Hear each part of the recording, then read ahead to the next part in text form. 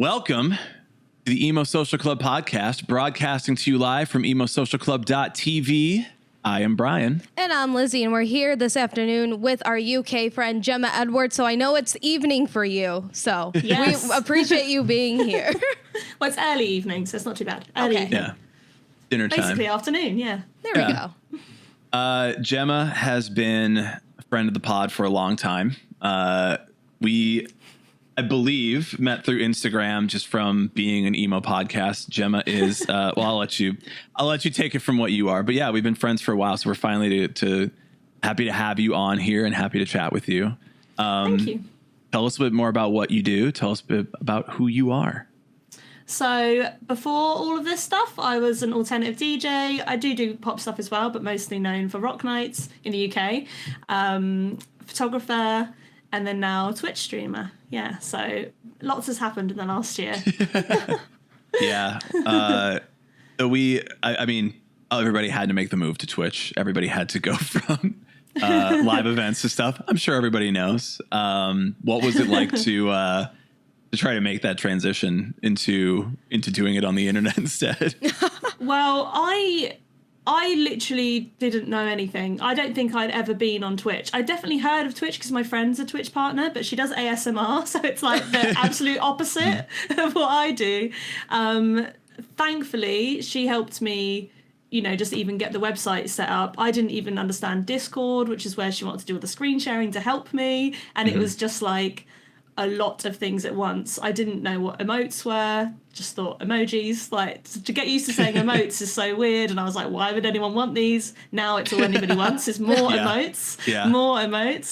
And it was really difficult because I was on a 2012 iMac, so getting it to do anything audio was awful, and even with people helping me, no one else was streaming on anything like that.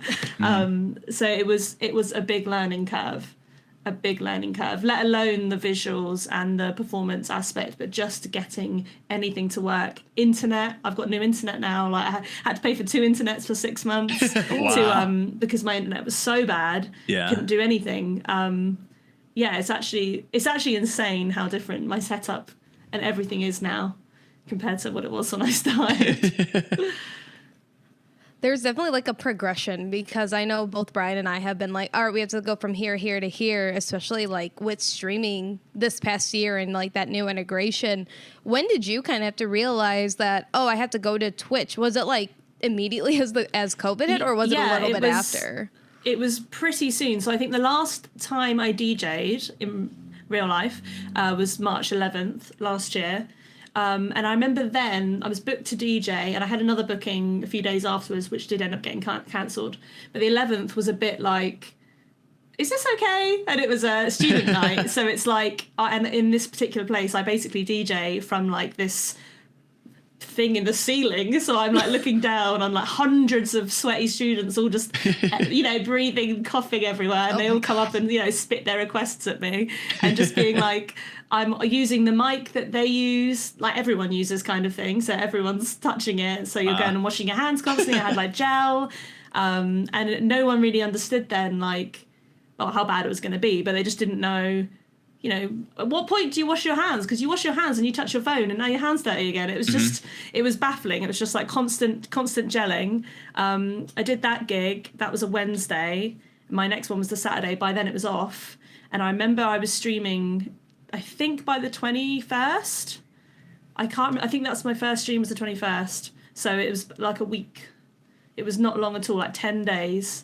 That I was up and running streaming, so I must have had a week of sulking. I was proper devastated. Actually, I was literally like, because my career, this isn't the first time my career has gone in the pan.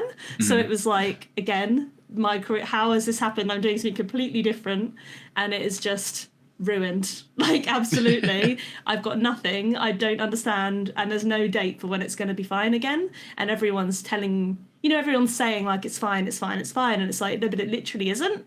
It just right. isn't. So it's like, I had that phase, got really upset, and then was like, oh, whatever, guess I have some time off. I never have time off.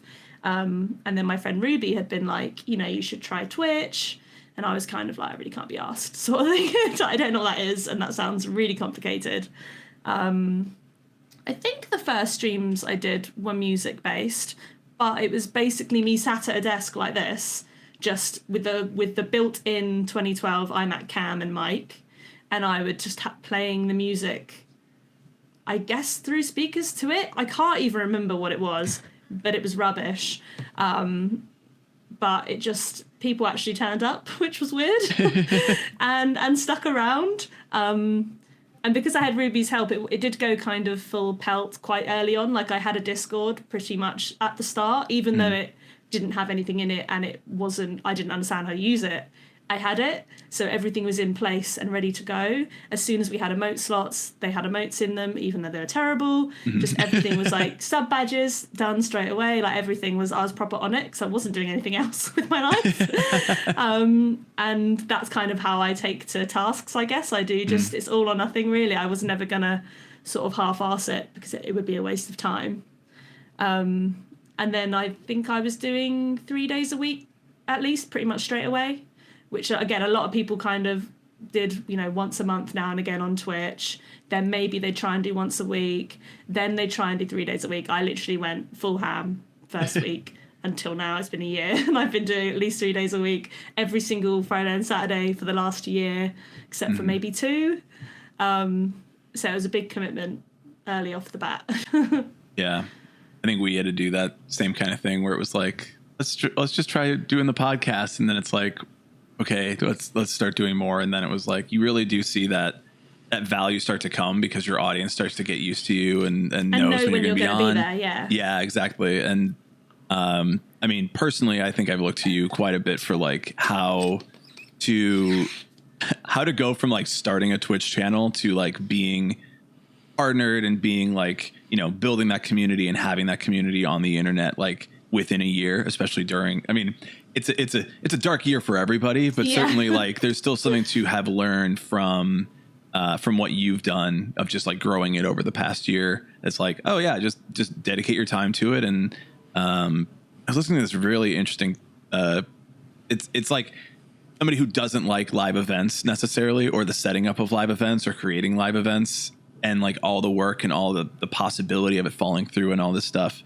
And I'm like, yeah, we really all need to move to the internet. Yeah. Like we all need to just be like entirely on the internet now. Yeah, I mean, even now that I'm sort of starting to get bookings coming back in, but the way, for anyone that doesn't know, the way DJing works in general, I tend to do what's considered like a residency or like a private booking where I just do the whole night myself. So I'm paid for the 4 or 5 hours. I just do the whole thing, get paid, like, turn up, go home, get paid. But a lot of DJing tends to be, we want you to do an hour set here, an hour set there. So then you're paid for 1 hour. But it's a Saturday, so it's like I'm getting to the point now where it's like I'm having to say no to things because actually Twitch is currently my priority, and I have got stuff booked in, and I am going to have to experiment with how I feel when I miss Twitch that weekend and how it affects my Twitch. Maybe I don't know. I'm going to have to see, but I have had to be careful with not doing too much because I'm losing a whole night on Twitch, and how the potential can be 0 to 100. You don't know. It's free content. You don't know what's going to happen on the night. And I'm missing that for 1 hour's pay somewhere I have to travel to and do all that real life stuff. Yeah. And it's actually quite weird because I just wholeheartedly know that Twitch is my priority, and it's quite difficult because I know that I'm very aware how silly that would sound to anybody who doesn't understand Twitch. So having to explain that to people, exactly. Having to explain that to people now, like, oh, I'm going to turn down this work because actually I do my free DJing online that night. Like, I just know that's what they think. And I still have that kind of, uncomfortable feeling about, is this the right move? But I obviously have to do what I think is right for me. Well, also too, which at the moment is that. Well, also too, like if you look at it, depending on how much income you are able to generate from a Twitch stream, from being within your own home without factoring in transportation, food, drinks, whatever, and then looking at it in like that kind of financial perspective and being like, okay, I'm maybe getting paid a little bit more here in the IRL event, but am I really getting paid the same, or am I just like getting this equivalent of it, but also like putting myself like just out in public again. Yeah. And it's difficult because then you're also, with a lot of the stuff I've been asked to do more recently, probably because of how successful I have been on Twitch this last year, is for other brands. So then that comes into it as well, where it's not, Twitch has been obviously just me on my own. I haven't necessarily branded anything, and I've never been very good at, I wouldn't say I'm not very good at branding, but I don't often have special nights. I just do, pop night tonight, rock night. I don't have all the names for it all, and I don't have, anything jazzy to post on Instagram with like graphic design stuff. I just don't. I just tend to be like, I'm going to be here at this time, playing these kind of vibes, and that's about it. Which is obviously difficult in real life because you can't put on a club night like that. You can't just be like, rock night. It's just not a thing. I mean, I don't know what it's like where you guys are, but we have a lot of rock nights where I live. I mean, not anymore, but we did. Right. There was a point when I was DJing 3 nights a week on one road at 3 different venues, all rock nights. And it's just like, you have to try and think of something that makes, I don't know, it's very competitive. So then you get all the like, we're giving away this merch or free pizza or free tickets to this. And it gets a bit like, I don't want to do that because I don't want to be a promoter. And I don't like doing that. And I don't like a lot of the jobs I get offered are a door cut or a drinks cut, not pay. And I just got to the point before this happened, thank God, but I was just like, I want to be paid for my work, and that's it. If no one turns up, I've still done my job. So that's your problem. I'm sorry. Yes. But it's like, I still want to be paid my hourly rate, and I'll turn up, I'll do my hours, and I'll leave. And I just want to be paid for it. I don't want to have to think what pictures should go on the banner, how much the door should be, how much the drinks deals are, and get people through the door, because I don't think that is necessarily always the artist's job. And I think I do my bit, and I obviously do promote my stuff on, socials or whatever. Right. But there was a point when that was kind of felt like a big reason with why I was getting bookings sometimes. And it's just like, that's not what I want to be or do. Yeah, because you could turn that into something. If somebody else is hiring you because they know your worth, then you could use that to just like do your own thing. You don't need them. Like, they need you more than you need them, and you're not getting paid at your fair rate in that space. Yeah, it's just, it gets a bit difficult to balance those types of relationships sometimes. Whereas a lot of the work I do is just, I'm not necessarily like a named DJ. It's just university nights that are going to be busy whether I'm there or not. They don't care what DJ is there, but they're just like, some people will obviously be like, oh, we love it when you're here, or they'll recognise you if they come up and make requests all the time. They obviously recognise you, but in general, they're just wasted. They're nowhere near you. They just can hear your audio. They're like, someone's playing songs. It could just be Spotify. They wouldn't know. Yeah. They don't care. But it's like, those bookings are like my stable, that's my income usually. And I've been quite comfortable doing that. So to have to come out of this and potentially go back to doing, an hour here, an hour there, launch your own thing here is a bit like, oh, I don't know. It's quite difficult to take the whole night off Twitch just to risk an hour of pay in a pub. I think like one of our concerns now that, there are bookings because people are going to be back into the world, is it going to be that there is a bit of an exhaustion of being just at home on a computer watching somebody on a screen? Are we going to be so hungry for that human contact interaction that just like the viewership is going to go down? Not for anyone in particular, but like just the amount of people that are on Twitch just going to be like, I'm not going to be at home right now. Yeah, I definitely think that's going to happen. But I also know I'm quite close with my community, so I know, and I live on my Discord and I talk to them all day, every day, and I know not only do a lot of them not live here, so they couldn't necessarily come to any of my nights anyway. There's lots of people from other countries. There's lots of people that just don't go out anyway, and I kind of have an older viewership, I think, than people expect. So a lot of people come into my Twitch channel and they'll be like, 24, and they're like, oh, I'm old in the club. And I'm just like, oh, we're all like over 30 and way past it kind of thing. We have very few people that are 20s and then a few teenagers, but it's like, nothing like a club where it's going to be mostly 18 to 21 with a couple 30-year-olds floating around the sides. Like it's just the complete opposite. So those people don't want to be going to the big club nights and, you know, getting sweated all over. And I mean, for me at home as well, to be able to be like at home and there's just no, you know, there's no creeps anywhere. You know who's there. It's so easy to deal with. Just nope, delete, like nope, ban. It's just, it's great in that respect. A human ban hammer is what we need now. Yeah, I know. It. Well, bringing everybody out with us. Would you consider? I'm just hit him with a hammer.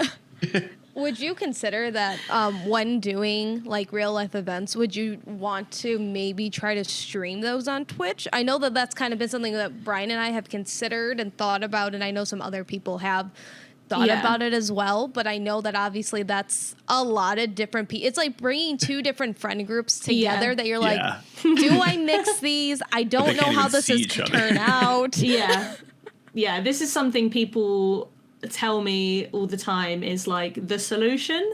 It'll be great because you're going to be getting paid like you do in normal life, and you're going to stream it and you'll get paid again, and you're just going to become a millionaire overnight, and it's going to be so easy. And I'm just like, how the hell do you think I'm going to get any of this equipment to somebody else's venue? And I don't run, like I said, I don't really run my own nights. Even my residencies, they're still, the ones that I have in agreement, if they come back, are still I just get paid for the whole night to just turn up and go. I don't have anything to do with the running of it, other than I do sometimes make a Facebook event or post about it, but it doesn't adjust my pay at all. I just get paid.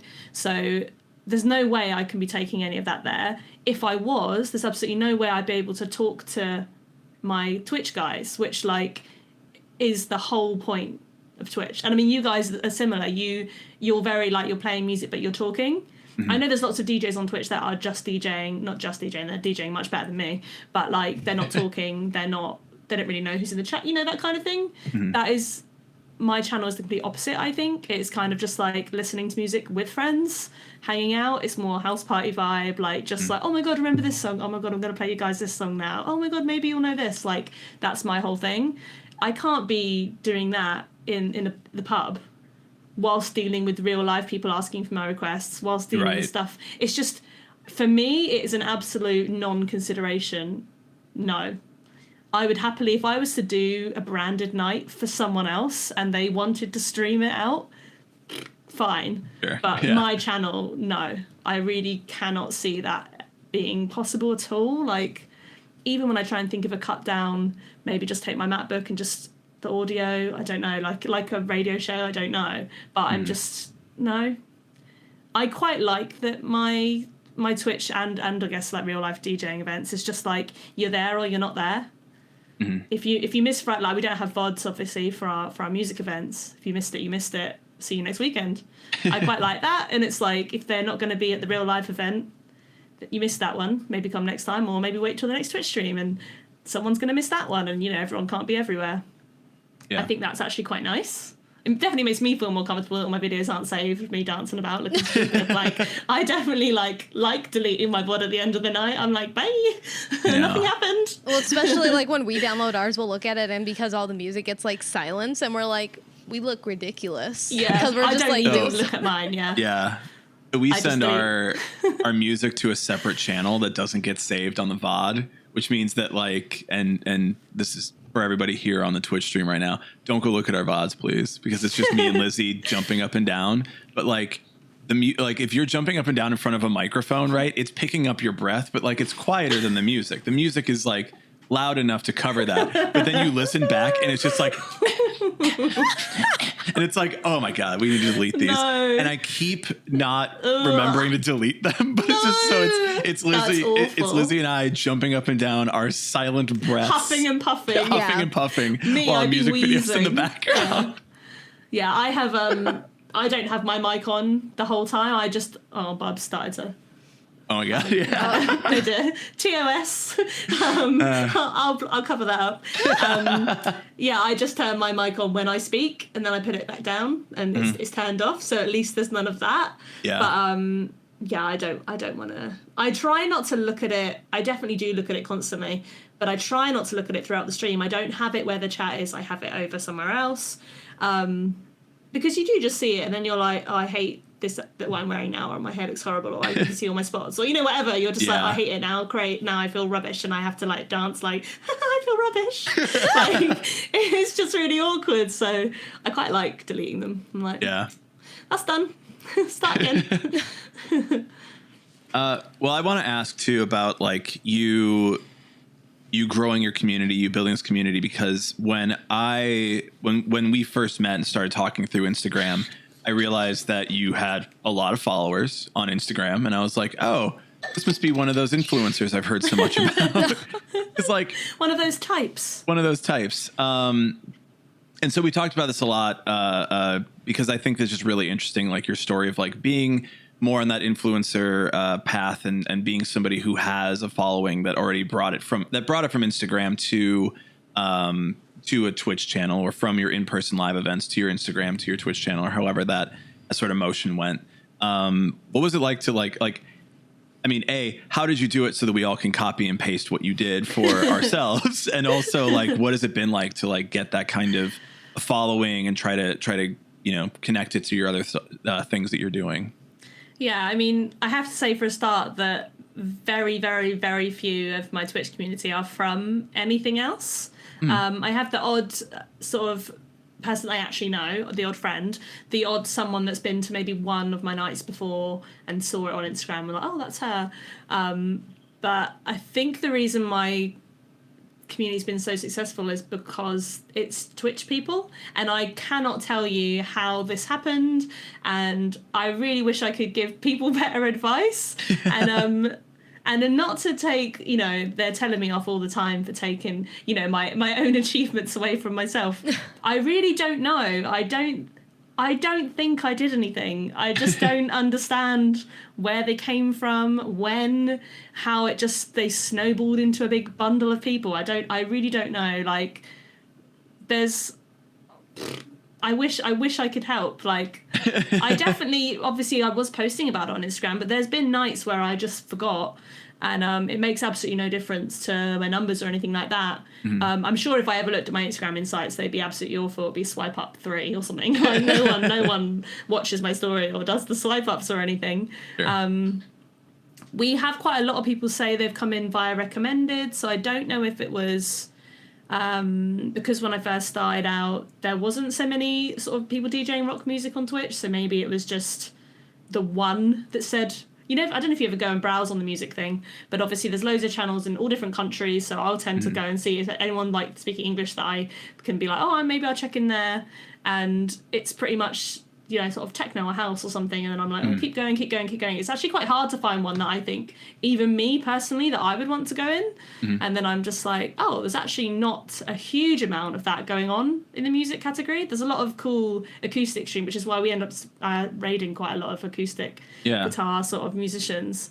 And there's a couple people doing sort of like emo and pop punk and whatever else in those kinds of styles. But DJing, there isn't that much, so I don't know if that maybe helped early days, that there wasn't a lot of comparison.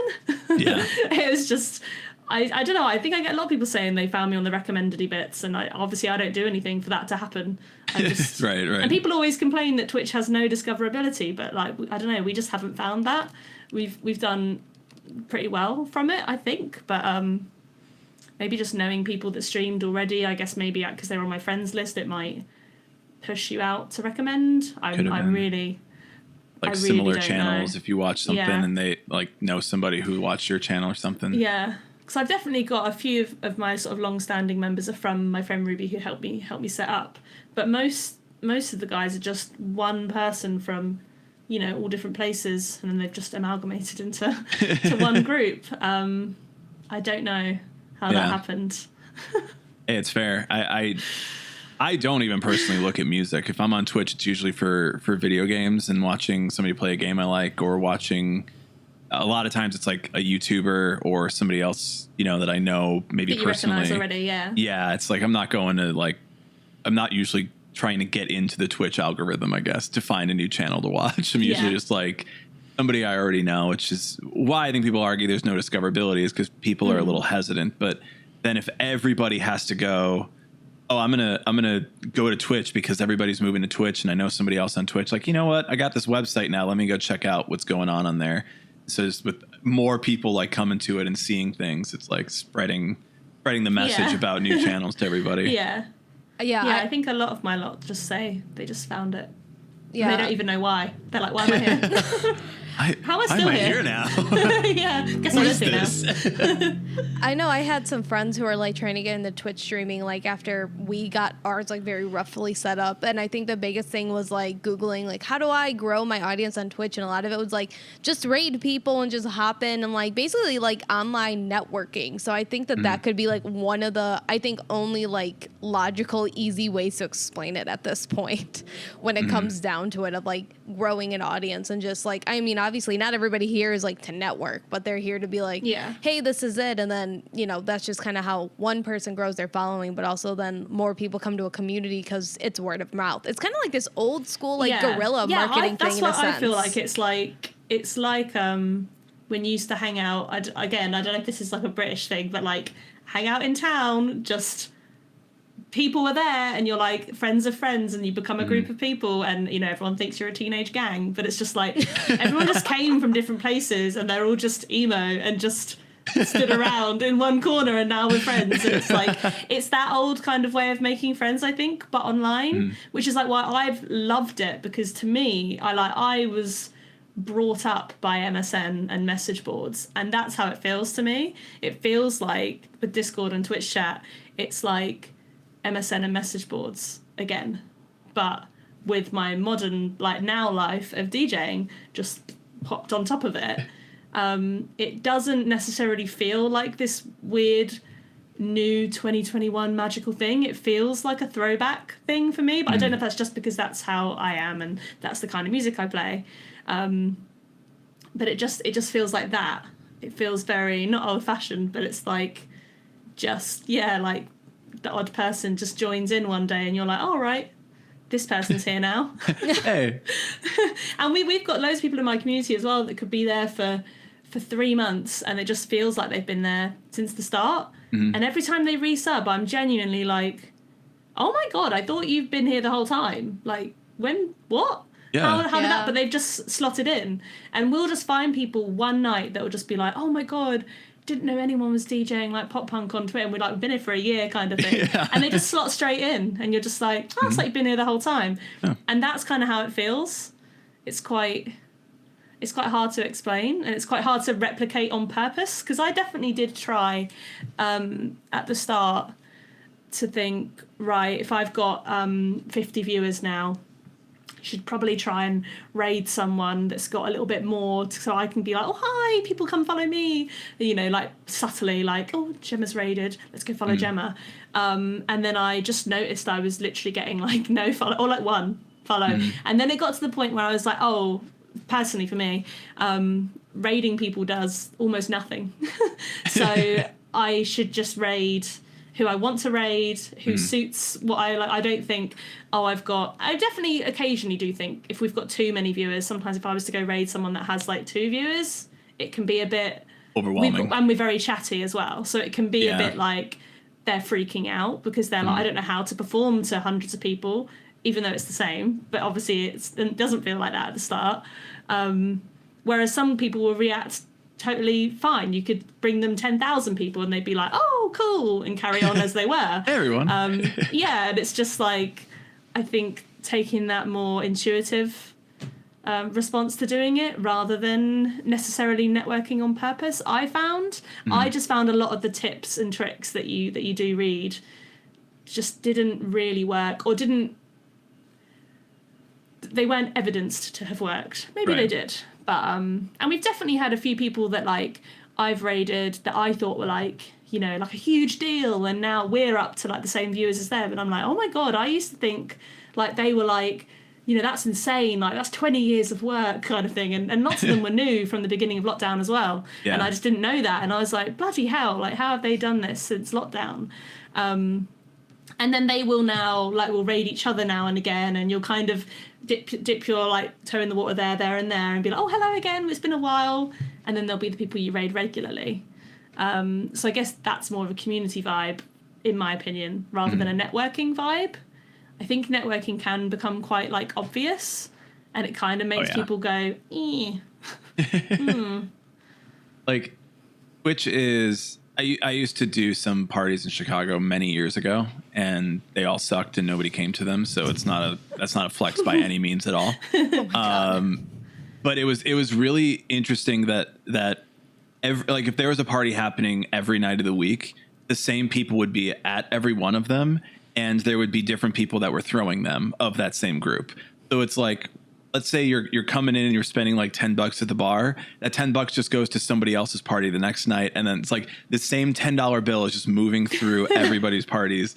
Yeah, and like everybody seemed to think they were coronavirus. Yeah, now, and it's like, yeah, I realize that it's this.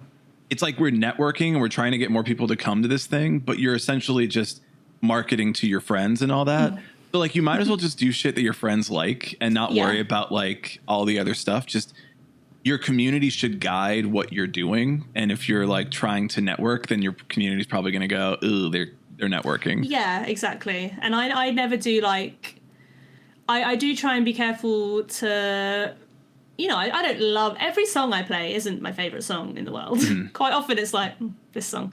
But I try to avoid anything that I actively don't agree with or don't like, because if I just played a couple things that I don't really like, now people have heard me, they're going to ask for that more, and they might really love that more than what I normally play, which is obviously fair enough. People like different things, but they're going to want more of that, and then it's going to become, and I know this because I've had in my hometown before, I don't know why this happened, but someone wanted me to DJ this night once, and they're like, oh, because Gemma loves really heavy music, and I was like, sorry, what now? Literally, no. Why do you think this? And I think it's because I was DJing for another brand, and I was like, yeah, I'm playing what the crowd want to hear, because that's my job as a DJ in real life. I just got to play what they want to hear. I'm not even a name. It's not my thing. I'm just playing what you want, which is fine. But then it does tack on to you as that's your thing. So I am quite careful on Twitch that people know that like emo and pop punk is my thing. I do obviously play other stuff, and I love like I'm 90s baby, so I love 90s nights, and I do a lot of same as you guys do, like voting on Discord for this or this. But it's always one of three options that I like. It's never like there's never something in there that I'll be like, oh fuck's sake, I don't want to do that, or I don't have enough music to do that night, or I just wouldn't. And I think a lot of people are I'm really rubbish on new music, for example. I'm very bad at new music. And I know it's like very cool to know new things. And I know lots of new things are very good. And I'm sure they're very, very Lizzie cool. Here. Yeah, so like Lizzie knows all the things. And I've heard Lizzie so often being like, Brian, listen to this. And you're like, oh, maybe. Yeah. And then like 4 years later, you'll be like, oh yeah, I love this band. Yeah, you're like, so and I know that's what it's like. Yeah, like, and I know, and I've definitely been that person. Like the 1975 are one of my late-ish discoveries. Just the past like couple years, I'm like, oh, I actually love this now. Yeah, same. But if someone had told me to listen to them back whenever, I would have been like, I don't want to. I've got old CDs to listen to. I can listen to them again. Like my iPod's full. It's done. I'm done with music. It's there full. are 4 My Chem albums that I could be listening to. What do you mean? Why would I bother? Like I know, I know it already.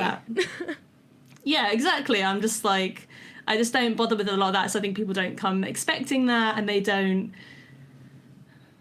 come expecting that, and then that puts off people that I actually want to be there. So like when I do the emo and the pop punk more style stuff, and I get people coming in and they're just like, oh my god, this is my childhood, and I'm like, oh my god, me too. Let's be best friends. And then it's like it builds off of that, and I really love that, and I think that's what helps me stay enthusiastic about it. It'd be difficult if I was just when I first started DJing, I did have to kind of learn. I didn't even know what a day to remember was when I started DJing. That was one of the ones that I was like very surprised later on how big they are, because I was like, oh, I didn't really realise how much music Enter Shikari had after Take to the Skies. Didn't really know there was much more after that. A lot. Yeah, right. A whole bunch. Didn't know what Don Broco was. That one's fair. There was, that one that one's there was fair. loads of stuff that I was like, I need to know these things because I was doing uni nights. I need to play the music that the young people want, and I felt really old.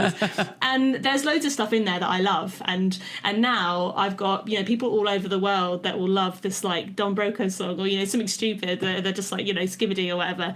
It's just like seems ridiculous, but it's just like gets in there and it works. But I don't necessarily feel now like I have to find stuff and learn it and listen to a full album to try and pick something that I can DJ this weekend that's new. Where I live, if an album comes out, you're kind of expected to play the single like that night. They're like, we want Enter Shikari released this 5 minutes ago, you need to play it now. Whereas my Twitch guys are like, can you play this song from the 70s?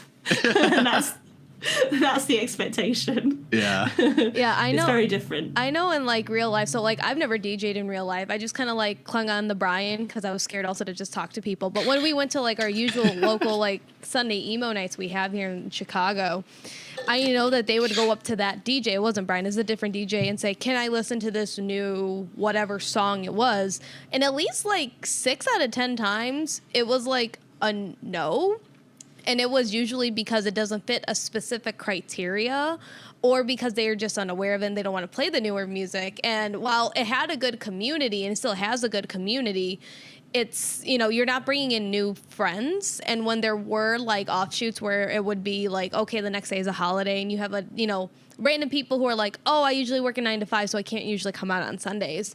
You have them come in and they're saying, oh, I want to listen to this, also this newer track that I started listening to. And it was like immediately turned down.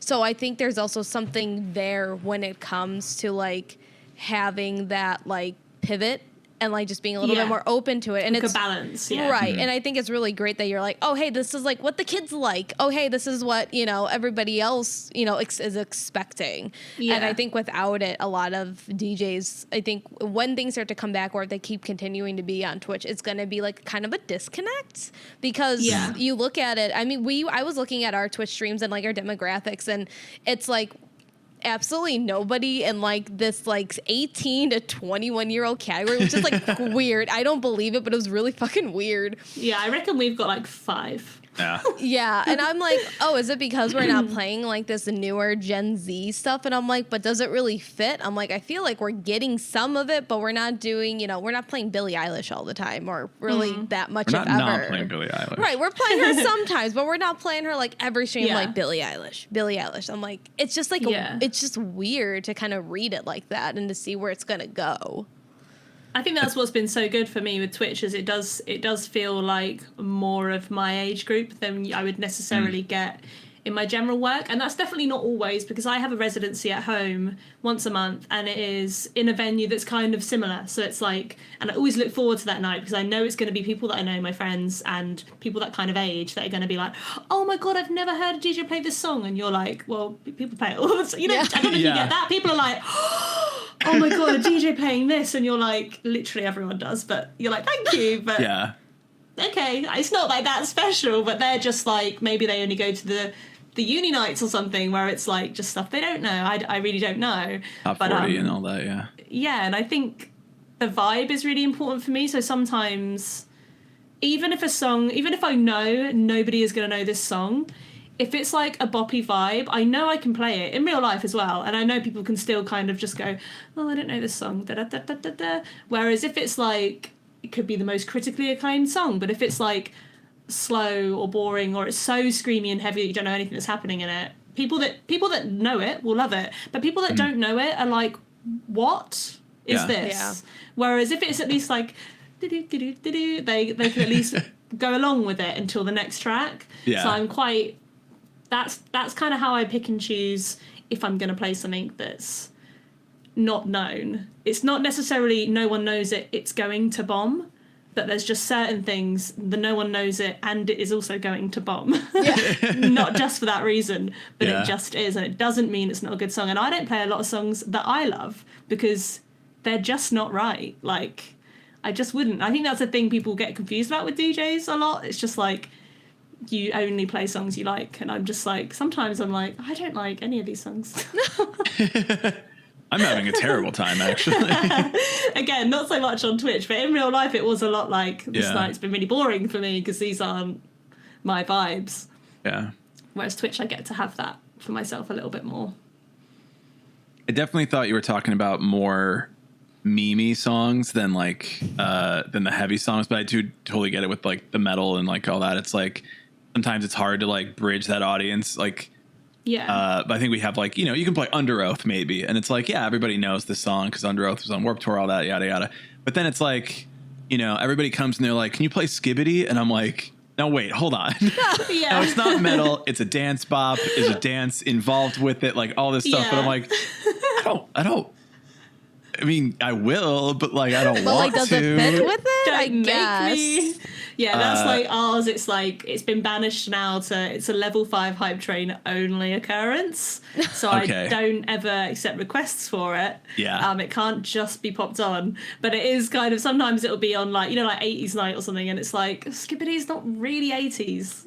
I mean, not at all. Is it? Yeah, no, It just absolutely isn't. not. Yeah. Not at all. And it's just like I tend to do a vote like, should I just play it anyway, or do you want me to try and Skibbity dance to a different song? Yeah. Because I can try and do that. But yeah, that's the kind of thing. Obviously, that's not. I can't imagine I would ever just drop that in a club unless I knew it was going to go off, which I don't think I would ever know, unless Yeah. I knew everyone there who were just from Twitch. Because anyone I know in real life is going to be like, what is this? Twitch real life meetup, but you have to give like a passcode at the door to get in. Yeah. And then like immediately you have to show the Skibbity dance, otherwise you have to get the fuck out. Yeah. I can come in, right? Yeah, everyone has to enter. The good, like, I will say the good meme song that we got out of last year was Hypa Hypa, which, Yeah. like, that I definitely feel fits in our genre, fits in our vibe. Yeah. And, like, you know, it's heavy, but it's also poppy, and there's Yeah. kind of a dance to it. It's like, Yeah. that one works. Throw Yeah, that one that'll in there. get played in real life for sure. That one Oh my will God. work. That one's much easier. There's going to be, I don't know how much that song has, like, pervaded Chicago culture. Like, I know everybody on Twitch knows that we all, both of our communities have talked about it. There's memes and shit, but, like, I feel like when we go back to a bar, if I'm just like, throw on this song and everyone's going to go crazy and they're like, all right, dude, like, I'll give it a chance. And then, like, everyone's like, the hell? I know, I keep seeing memes that are like, Hyper Hyper has not been played in a club yet. Like, Yeah. let that Yeah. sink in kind of thing. Like, what's going to happen when it is? Like, no one knows. It's going to be one of those DJ moments where you're like, boop, boop. All right. I feel like you're Like, gonna have what's to. gonna happen? You're also gonna have to put like the music video to it, just so I feel like the full meme to. like sinks The in. vibe. So everybody's like, "Oh, I see why this hits. I understand You fully." have to bring a costume. You have to get a mullet. All right, everybody, put your wigs on. Yeah, put your mullets on. Let's go. I do think that's going to be that. And like we've talked about Machine Gun Kelly's new record, which I mean, we are not going to talk about how he played a show the other day. We're not going to have a conversation about that at all. But it's like, I mean, I want to hear like how MGK's record goes off in, you know, that vibe Yeah. in that room. It's like, that was pretty popular. It's a top record of the year. So like, are these songs going to do really well? Are these like, what is the vibe going to be when you're back in a bar and it's like, no, just play Dear Maria again and shut up. I don't want to hear no. Yeah. Let's not remind ourselves of all the music that came out over the last Yeah. year. Just the old shit. Just head empty, old shit only. I want to hear Dear Maria in the multitude of ways. That's it. Yeah, exactly. There is a night that I do, well, I did do in real life, where they literally only know such a specific block of Fall Out Boy, Paramore, that song. That's it. Anything older or newer, they're like, even like, I think it was the first time when I first started there and I played like Feeling This or something by Blink-182, which in my hometown goes off. Yeah. This place is 15 minutes down the road. It's not a different country. And everyone's like, you know, goes to the bar or something and you're like, I've ruined the night. It's just Oh my so God. strange, like how pockets of community I think do exist as much in real life as they do on Twitch, but most of us are only really aware of our own pocket at home. So where I am in Southampton, even though again I think at different venues I'll do something slightly differently depending on who's there, but just another city it's just difficult to know until you start doing it and you're like, you're a whole different vibe. Yeah. Like, I've got to do this. Like, they're more like 21 Pilots, 1975 on their rock night. Like, they want that all in there. Whereas, you know, other places it's just like, this isn't rock. Oh my God. god.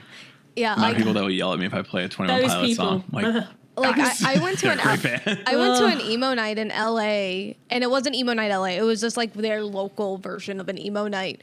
And I went with one of my friends who lived out there, and so they played Say Anything. So they played it, and I was like, oh yeah, this hits. My friend looks at me. He's like, what is this? And I said, excuse me, nobody else in this room is like popping off for like me and like 3 other people.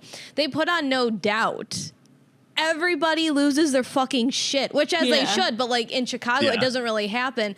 And then they put Weezer on, which I'm like, we don't even play this at our Chicago emo nights. And there was like a push mosh pit, like to the Sweater song. I'm like, what is going on?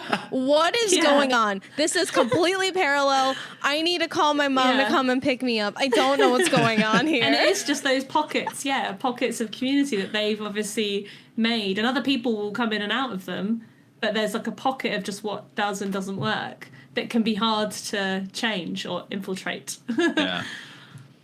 I got yelled at once. Well, I didn't get yelled at once. It was a comment. No, it was a comment on Emo Night LA's Instagram when I played Taylor Swift's "You Belong With Me," which is a pop punk song. You cannot tell me otherwise. And somebody wrote on the comment section of like it was a post about something else, and they're like, somebody played a Taylor Swift song at one of your events. And they're like, which one? It's like Chicago. They're like, I'm really sorry that you lost that 3.5 minutes before another song that you knew was played. Like, what do you want us to do? Yeah. It was I don't know. Cause I play that at normal events. I guess that is a normal event. It's like I'm playing it at other events and it just goes off. But then I get like, in the chat, it was mentioned for Bring Me to Life. I play that at some events and they're like, you can't play that here. And I'm like, it's Evanescence. It's beautiful. But some people are like, oh, this isn't real emo or like whatever. I'm like, we're not playing real emo. We're playing fucking Fall Out Boy. You go down the street to the other one, they say real emo is only American football. Like, let's. That's the other thing is when you're doing, I get the opposite where it's like people, want real emo. And it's just like, well, this is kind of boring for everyone else though. Anyone that doesn't like any of this is really boring. Like, I don't want to play that. But when I say, and I have to clear this up all the time when I'm like, when I do emo night, I always say like, this is my version of emo night. So this is basically emo and pop punk and like whatever I want to play that I think fits an emo night. Yeah. It's not going to be, and then everyone will just want real emo. That's actually real emo actually started at the state for this person. And it's just like, go to YouTube then. I don't know. Like just listen to your own Spotify playlist, I guess. But it's just like that kind of gatekeeping that people always sort of target metalheads with. You definitely do get it in emo and my emo, I don't know, probably only really goes as far for what I like to play is like the Taken Back Sunday era of bands. Just before that, people that are 35 versus people that are 30 have a vastly different opinion of what the big bands were. And I'm like, I didn't actually really listen to them. Like I might know this song or that song, but it's not, I don't have the CDs, so they're not in my collection. It's as simple as it is. And you just get that all the time, I think, regardless of what you're doing. So, I don't know, sometimes I get a bit funny about using even the word emo. Like, a lot of my stuff now I'll tend to put, like, pop punk kid instead, because it's just like, actually, most of the emo that I like is that pop punkier style of emo, or anything that has, like, if it's screamy, it then has a melodic chorus, so I'll just wait for the chorus and then be like, yay! And then the screamy bit, I'll, like, wait for that to be done. I used to enjoy it more when I was younger. Now I'm like, wait for the chorus, yay, sing along to this bit, and... Yeah, so but it gets a bit gatekeepy with specifically the word emo, I find, which I'm sure you must get as well. I mean, having it in your name. Well, even we've like been with like fairly fortunate. Yeah, and like even with like the newer emo where it's like this new punk where it's more like rap based, like seeing that type of discourse and like very lightly engaging in it, like people are just do not want to accept anything that isn't like what the original was, which I'm always like, hey, that original one was like real white male energy only. So do you want to go more into that and like your problems? And then they just don't want to have a conversation. I'm like, that's not interesting. But we've been pretty okay so far. I feel that once we start to be more like press oriented and send things out, I think then we're going to get more critics about it, because there are other like emo podcasts that, trust me, I listen to them and I do like them and I have respect for the hosts and people who put them together, but they're so highly critical to like the period, ellipses, semicolon, everything about it. And it's like, do you not enjoy music as much as everybody else? Because it feels like I'm in like the worst college class ever. Yeah. And I'm being like, I'm monitored. not studying it. Right. And I'm like, I don't need to be graded on it. Like, right. And I'm like, you know, like there's literature and books you can read. Like I definitely did that when I was growing up. And then it's like you take it for your own interpretation, because if you're going to gatekeep something that you already probably made fun of as a kid, and you're going to like do that and make it more, you know, exclusionary towards other kids who are the same way that you were, like you have a problem. Like maybe just go to therapy instead of making a podcast. Yeah, because obviously the Saturday is our busiest night, which is just, I just call it rock night. It's just rock night. And then people come in and be like, this isn't death metal. And I'm like, does it say death metal night?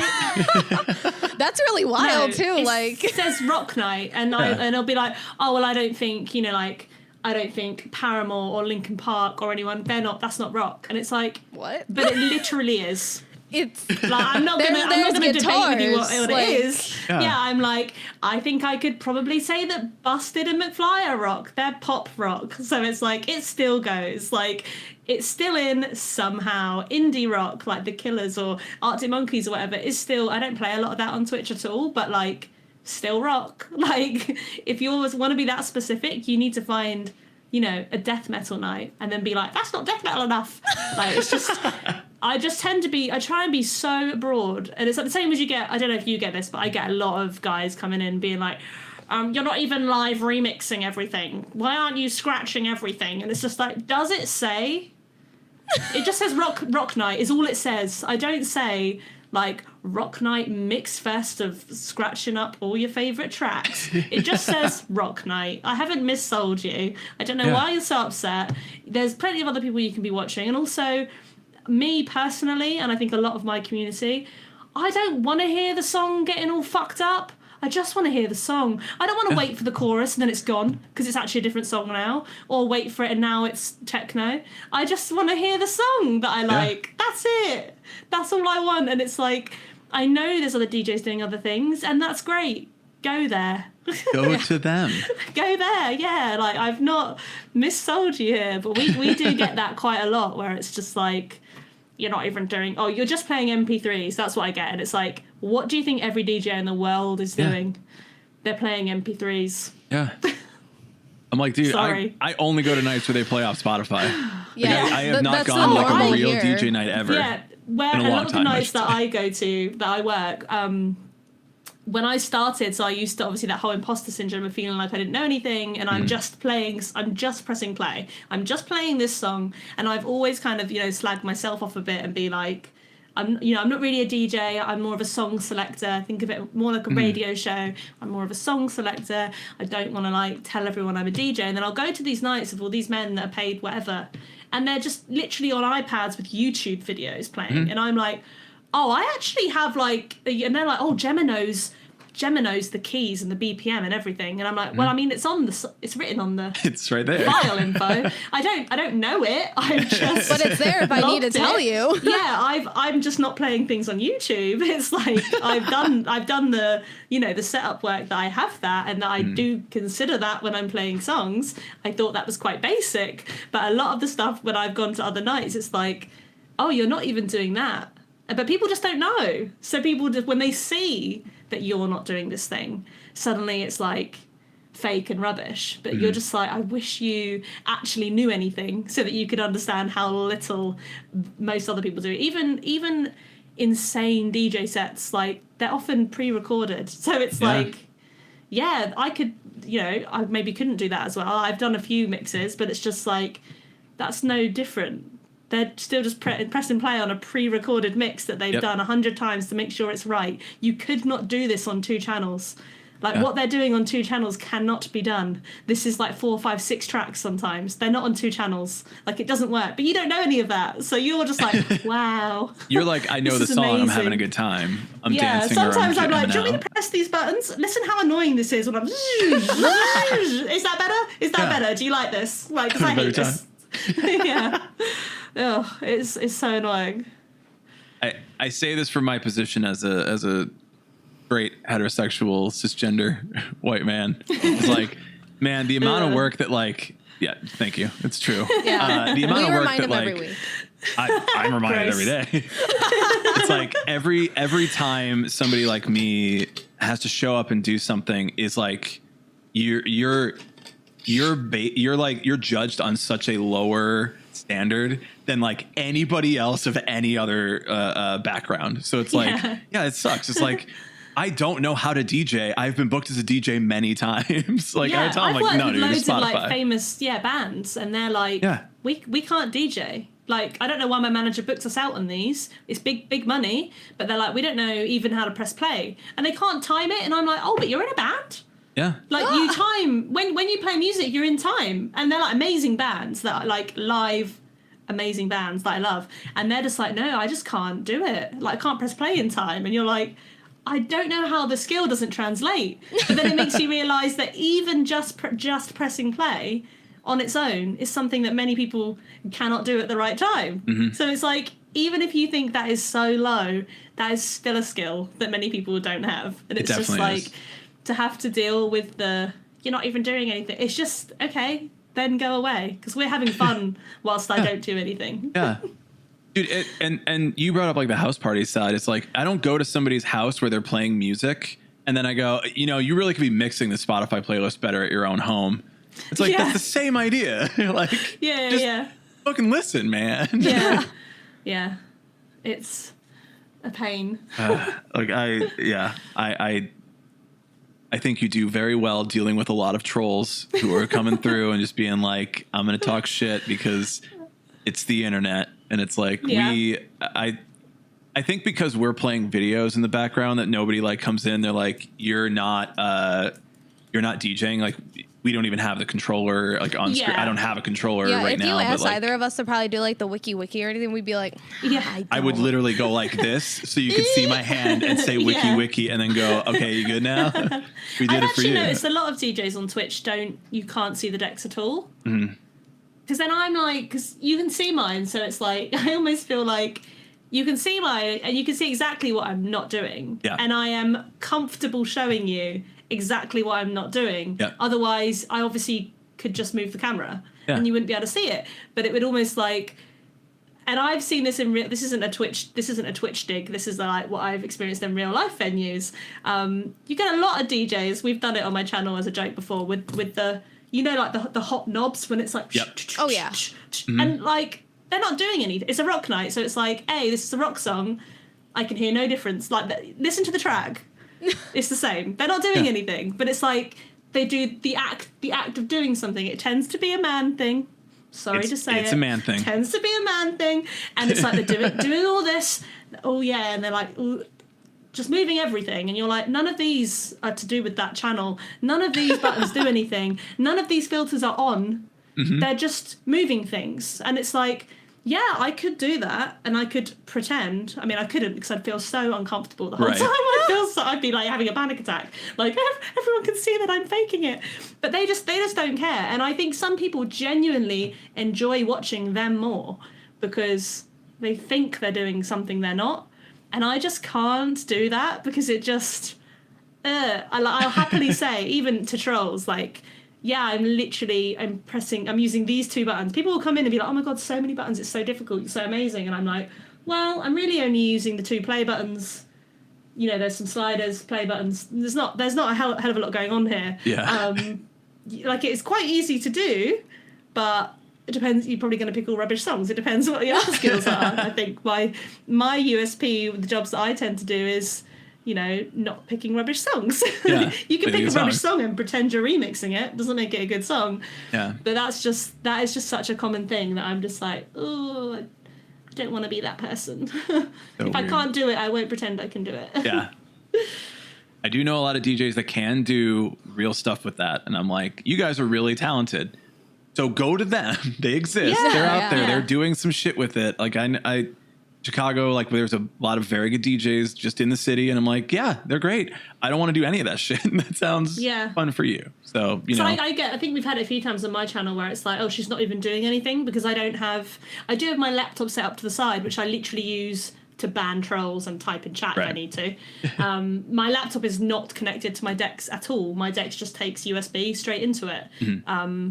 So a lot of people will be like, you're not even doing anything. I can tell you're not because you're not using your laptop. And it's just like, that's how little you know. Like this doesn't even... Yeah.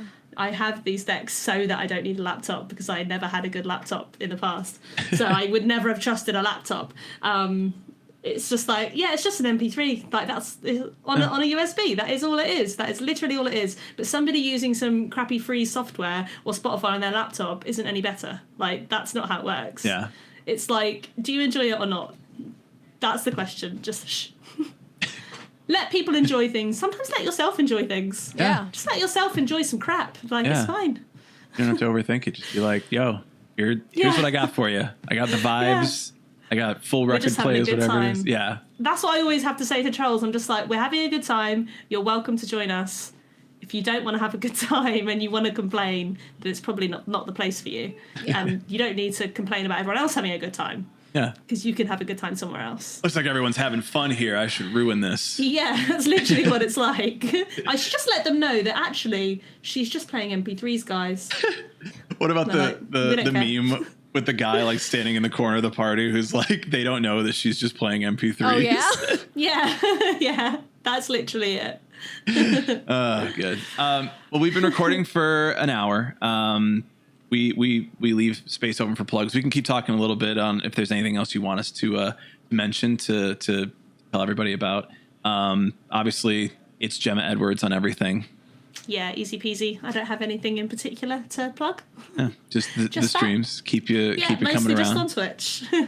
I use Instagram, but mostly Twitch. Yeah, it's just like when we were talking a little bit before we started the stream, and I remembered when you were talking about like deleting. You said 115,000 people off your Instagram. Yeah, which is an insane amount of people. Yeah. But just I did about 15k manually as well. Yeah. Whilst I was DJing, whilst I had nothing to do because I'm just playing MP3s, actually. I used to sit on my Instagram and just delete. Oh my God. Block and unblock. That's what you have to do. Takes ages. What is it like for a lot of people, I don't think they'll ever be like, I'll never have 100,000 people on my Instagram, right? And it's like, well, what is it like to A, have that, and B, what is it like to get rid of it? Yeah, like, I don't think I ever will again. But you guys know I work for Suicide Girls. Lots of people on my Twitch don't really know, or I don't talk about it a lot because I haven't been doing it for ages. Oh, Bub's awake. Here he goes, big stretch. We'll give Bub a shout out before we end that episode too. I am a photographer for Suicide Girls, which is obviously my job for the past 10 years has been just taking photos of naked girls, and I've been doing that since uni. So I don't post a lot of that, and I never did because you can't post nudes on Instagram. Obviously, but I used to post pictures of the models in general, so most of those followers were because of that. It was just weird creepy men. That was it. That was literally it. And so people think you get 100,000 followers and now you're like famous and you have, I guess, hundreds of thousands of likes every day, and if you were to do a DJ gig 100,000 people would go. And it's just not like that at all. And I don't think unless people have that, they can really see how it can be when it's not necessarily like, I wouldn't necessarily say those followers were there for me. They were there for my photos of other people. So when I kind of changed my content, what I was doing, so I started doing more the DJ sort of stuff. I didn't want them posting creepy comments on pictures of me DJing when it's just a picture. I was just trying to say, come to the Emo night tonight. Yeah. And then it's just like 10 creepy comments and nothing. No one actually would go like from there. Right. And I used to do this one particular night where I think some of the girls had like 1 million followers or 500,000 each. And collectively, we must have had millions of followers. And we couldn't sell out 200 tickets in London. that's how little it means. And it could get really frustrating knowing people, I think, would kind of book me for stuff because they thought, oh, she has 100,000 followers, she can post about this and we'll sell out. And I know that it wouldn't. And I'm sure there's loads of men that would happily ride off the wave of people thinking that. And I just cannot deal with people thinking that it's going to be better than it is, or I'm going to provide more than I am. That really makes me like, uncomfortable. I want people to have like a reasonable expectation of me. And to bring along 100,000 followers is never going to be it. And I started doing, like, I've done a few Instagram ads, like we were saying earlier, like the influencery type stuff when I had a blog. And a lot of those companies do only want to pay people if they have 100,000 followers. And you're just like, these people, these creepy men that I don't know, that are in like America somewhere, don't care about this UK product or event that I'm promoting. They don't, and they literally physically can't. They can't go to it. So it's just like, those things don't connect at all. So getting rid of them, I think when I first got rid of them, I was kind of like, oh, I'll have like 80k, still sounds cool. I'll have 80k. Get down to there. And then after not too long at all, I was like, I think I could have like 50. And then I was like, I think I could have like 25, sounds cool. I think if I saw someone with 25k, I'd still be like, they're probably legit. And then it just got to the point, I just got down and down and down till about 10 and was like, to be fair, I think 10k still sounds legit. That's fine. That still gives you all the stuff you need. 10k is the limit for a lot of ads to even be... what's the word, like for you to even be kept in mind for something, you'd have to have 10k plus to even apply, kind of thing. But I think it was when I started DJing, and I was like, DJing with some pretty big bands that to me were like really famous, and like loved them since my childhood, and they are really famous, they're successful musicians, and having like 3-4 times the amount of followers that they had was just like, okay, that's fucking stupid. Like I am not 4 times better known than this famous band. That is dumb. That is how nothing this means. And like, that's not me being self-deprecating. I'm literally not. And it was just like, the balance of that was just, I don't know, just not there, just really off. and like I said, they were pretty much just people that followed me for different content. So I think if you do one thing for your whole life and you're known as, you know, like if you had the Emo Social Club and you just do that forever and you had 100,000 followers from just the podcast, they're probably going to be really interested in absolutely anything that you have to say, because that is why they followed you. But if you had 100,000 people following you because you took photos of nude women for Suicide Girls, then you're like, I'm going to do a podcast. They're just going to be like, we don't care what you have to say.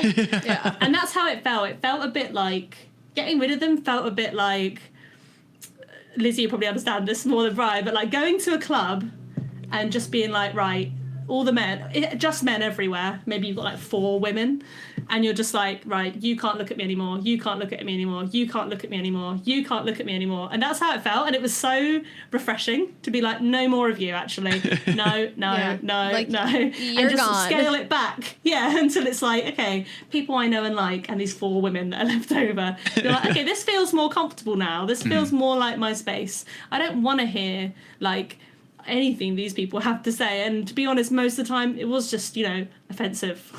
Even if it's like complimentary, it's offensive. Or it would just be like, I posted a picture of someone, they'd be like, oh, she's fat now, and it's like, you're like, cool. no, but nobody asked you, nobody wanted your bad commentary. Was that a question? It's just like, okay, bye then, you can't look at her anymore then, so you're not sad about it, are you, because she's fat anyway, so now you're fine. But it was just that kind of thing. So that was probably not one of the best things that I've ever done. And actually, you'll see this out. I just lost all my bot followers on Twitch. Did you know about the bot followers on Twitch? Yeah. Yeah, I think we had the conversation. So I got botted about 3,000-4,000 followers, and I like fully was like, like what's going on? You get like, I don't know if this happened to you before. No, I've seen it happen to other people, but yeah. So the not little us. alert you get in chat that goes, Gemma Edwards just followed you, just goes 4,000 at the same second. It just goes off, and all your alerts are going. Luckily my mods just dealt with it all, and I was like, I know something bad is happening, but I don't understand what it is, and I don't know how to stop it. They deleted those, it was all fine. Then later on, probably only like a week or 2 later, and both times it happened when I was live, which was really horrible, because it's really like, it feels really like, somebody's done it, so it feels like an attack as well. And you don't know if it's necessarily an attack on you personally. You don't know who it's from. And the next time it happened was 12,000 of those notifications at once. Bub is scratching up my back. Can you not? Oh my God. He's so annoying. And they literally just got rid of those. But so if you think, when you look at my profile and I have 20,000 followers, and say I have, like, on a Saturday, I have 250 viewers at 20,000 followers, whereas now I have 8,500 followers, I think, and I still got 250 on the Saturday night. So it's like, actually, the scale of that is much better, and it actually is a much better representation of how many of your followers are actually, you know, coming in to be part of your regular viewership. So having 20,000 technically actually makes you look worse, because it's like, right, you've got 20,000, but actually no more of them are watching you, which is how it felt on Instagram. It was like I had 115,000 people, but sometimes you get like 300 would like this picture. That's worse than if I had 300 followers and 300 liked it. Yeah. That's great. That's 100% of people seeing and liking my content. If I'm getting 300 out of 100,000, that's a lot of people very uninterested in what I'm doing, which isn't good. And I think a lot of businesses are becoming more privy to that as well, as well as probably just general people. Just like more, the insights are kind of coming out into the open a little bit more. So I actually really struggled with having that. It was just, it felt shit to have. It wasn't like, oh, I'm so impressive. It actually felt really embarrassing when people would notice how many followers I had or bring it up. It felt really embarrassing, because it was like, I'm not anyone that should have 100,000 followers, gets anything from that, provides anything worth that, and is having anything benefited from it. It's just a pointless number that other people would freak out over and think was amazing. And it was just like, really, it felt really fake, even though I hadn't done anything fake to do it. It did feel like that, which is how the 20k felt on Twitch as well. It was like, oh my God, you've got 20k. And it was like, nah, I don't know. Not really. I don't actually. Not at all. Yeah, I think there's too much celebrating certain numbers and statistics, and it's not realizing like what that actually means to certain people, what that means, like if it happened to you, if somebody who was like, yeah, I really care about getting followers, all of a sudden got that many followers, and they're like, I'm still not happy, you know, I still want more. They wouldn't it's like, because you'd want more the next day. Yeah. I think it's really cool that like you can speak to that and just say like, yeah, this actually isn't what you want. Like you want it more in this other direction. And some people, like you say, do, because they want to brag about the number. Yeah. But I've never felt like that, so it didn't even give me bragging rights. It's like the very minimal thing it could give you. And I'm the same with like some of the jobs I've done that people would maybe use more as bragging rights, and I just don't think the job itself was actually as people imagine it to be. And most people will kind of performatively act like it was. And I would rather just be kind of like, like I'll mention it if someone asks, but I don't like to brag about it, because I think if I'm questioned about that job now, it wasn't actually that great. Like, it wasn't treated that well, or it didn't go that well, or it wasn't as high quality as people think it is. It's kind of like, you'll see people that will privately to you be like, oh, I had this awful job, and it was like, you know, it could say something insane like, oh, I was Lady Gaga's DJ, which is amazing. And then they'll be like, oh, it was awful, literally no one turned up, and actually I was in the toilets and there was just one guy being sick on the floor, and that was the whole night. But they won't say that bit. But for me, having that experience just wouldn't make me feel like bragging about it. Yeah. Because I wouldn't want what people would picture in their head when you say I'm Lady Gaga's DJ. They'd be like, oh, wow. And you're like, it's not, though. So I'd rather just not have those kinds of bragging rights that don't feel braggy. I don't know. And I think with Twitch as well, like, you could have 1 million viewers and, you know, it's free content. No one could sub, no one could donate anything. You could have 1 million viewers, though. Cool, that's one success. You could have one viewer that could give you £1 million. Like, true. So even the viewership doesn't necessarily mean you are more or less successful than another streamer. And you'll probably see that with some smaller streamers earn a lot more than bigger streamers. And lots of people earn a lot less when they hit partner, because people think, oh, you're rich now because you're a partner. So I don't want to support you anymore, because actually I want to support small streams. And those people will move over to other places. And that, I've had a lot of people speak to me about that happening to them. And that's just like a common mindset, I think, where it's like, oh, you've got this bragging rights and the like success, so now you don't need this other sort of success. And it's like, it's not actually a paid position to be a partner. So you could just become partner, have 10 viewers tomorrow and never make money ever again. It doesn't mean anything in that way. It doesn't mean anything stable. It just makes you look legit, which does help, I think, with gaining followers and stuff, because people see the purple tick and they're like, oh, that's a real streamer. Follow. It doesn't mean they're any better than anyone else. Yeah. But which... That's a real streamer. I'm going to go in there and complain about her DJ equipment. Yeah, you're not doing it real enough. No, it's okay. I'm just giving you constructive criticism. I didn't answer. I'm just trying to help. Yeah. Well, sweet. Bub, do you have anything to add? Has he gone? He might have gone. He was scratching up the back of my chair, and then I think... I've got headphones on, so I can't hear what he's doing. Yeah. He's run off somewhere. He's like, I was waiting for my time to shine, but I gotta go. He got ready, and it was he was like, you weren't ready for me, I've left. That's how he does. Well, Gemma, this has been an absolute blast. I'm so glad we finally got to have you on and finally talk to you after like years of knowing each other and following and all this stuff. I was trying to think earlier how I think I literally was like, oh, podcasts are a thing. Typed emo in and was like, there it that's is. an emo one. That's an emo. Yeah, just like, that's my podcast now. I don't know how I even found it. Yeah. I mean, I know it was Instagram, but however, I'm glad that we have this community. I'm glad that you've supported us and we'll continue to support you. So thank you, and we'll go check the Twitch. Go check It's Gemma Edwards and everything. Thank you very much.